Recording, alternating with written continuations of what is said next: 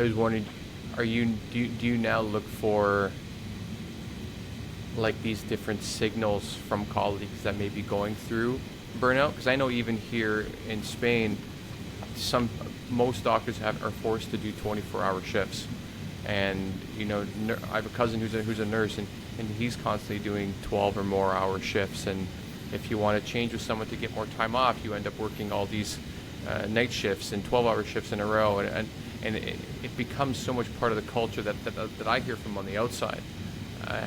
And so I'm wondering what you're seeing now on the inside, now that you're maybe more even hyper aware that someone might be going through something like this. Well, that's the thing. It's hard to pick up. It's hard to pick up because it was only through my reading and learning that the statistics of suicide in the physician population is the highest among any profession. We do lose 400 physicians a year here in the United States, and this is pre-pandemic. These are pre-pandemic Wow. statistics, and that's probably underreported. Having said that, I started reading about burnout, and I realized I've been burnt out twice, but I didn't have the verbiage to really describe it. And so, on my podcast, when I talk to other physicians about their story through burnout or overwhelm, it takes many of these individuals years to really come up with what I'm feeling as burnout or moral injury.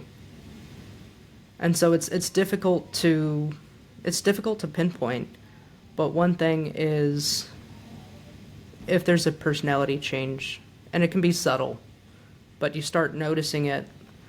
For example, maybe a clinician is not as engaged with conversation, or somebody that's a pretty, naturally happy-go-lucky person or a pretty positive person starts to have this, I don't want to say doom and gloom, but more irritability, more fatigue that is not remedied by rest or a couple days off.